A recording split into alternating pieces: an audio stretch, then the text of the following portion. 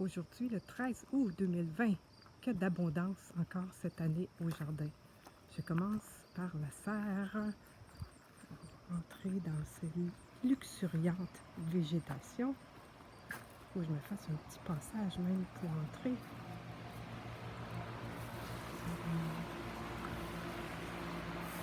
Une tomate que je cueille déjà depuis un bon moment. Ici, on voit, ça va très haut dans la serre. Les concombres aussi. De part et d'autre à 14 pieds d'eau. Avec cette fameuse pellicule ATFE qui continue son œuvre. Un sol taillé qui se démarque encore après quelques années. C'est très nourrissant pour les plantes. Je vais continuer la petite tournée. J'ai des petits îlots d'abondance ici et là. Des fleurs qui attirent les pollinisateurs, bien sûr. Des melons, des cerises de terre, un mélange de beaucoup de... Ici, des courgettes, melons, un mûrier, des arbres fruitiers ici et là. Une belle vigne de raisins verts avec des courgettes plus qu'en abondance. Je partage. Je ne fournis pas à manger tout ça. J'en partage avec ma famille et les voisins.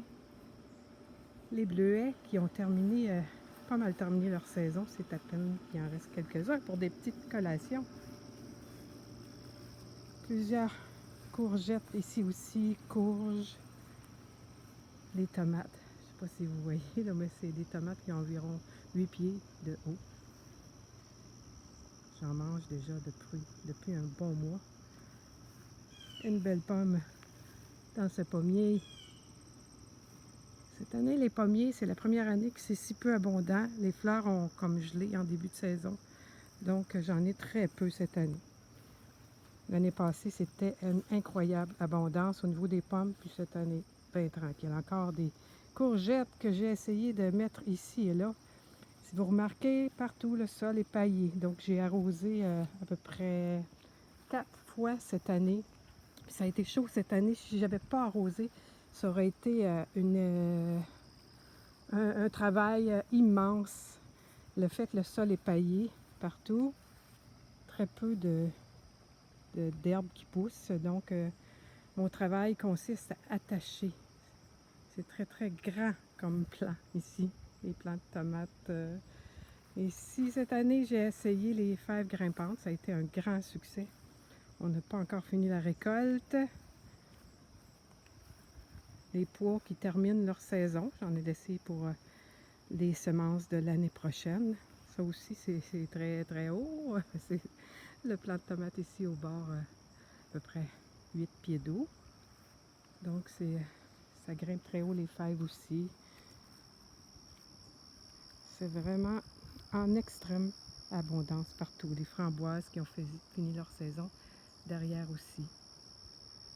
J'insiste pour dire que c'est encore le pays qui me permet d'avoir un aussi grand jardin, un pays de foin. Je préfère le foin à la paille. Il faut en mettre épais pour pas que ça germe. Sur Internet, il circule l'idée qu'on ne peut pas mettre de foin parce que ça amène, ça germe trop. Et dans mon cas, ça ne se vérifie pas parce que j'en mets épais. Si on en met à peine, là, oui, s'il y a de la lumière qui passe au niveau de la terre, c'est sûr que ça va germer. Je le préfère. Je trouve qu'il y a plus de nutriments avec le foin qu'avec la paille. Donc, des petits îlots partout, cassis. Des arbres fruitiers partout qui grossissent avec les années. Sur la galerie ici, j'ai... Non, sur le... ou la piscine, il y a des... Comment on appelle? Des kiwis miniatures. Ça grimpe. Je profite de la moindre chance pour faire grimper. Mon travail durant l'été, c'est pas d'enlever des mauvaises herbes, c'est vraiment d'attacher, parce que ça grimpe partout et ça pousse grâce aux nutriments dans le sol par les micro-organismes qui mangent le foin et qui transforme ça en nourriture extraordinaire pour les plantes. Les abeilles qui œuvrent aussi sur le terrain, je les apprécie grandement. Je les ai tout près de moi et je n'ai jamais été achalée de ça. Donc, je continue ma route ici.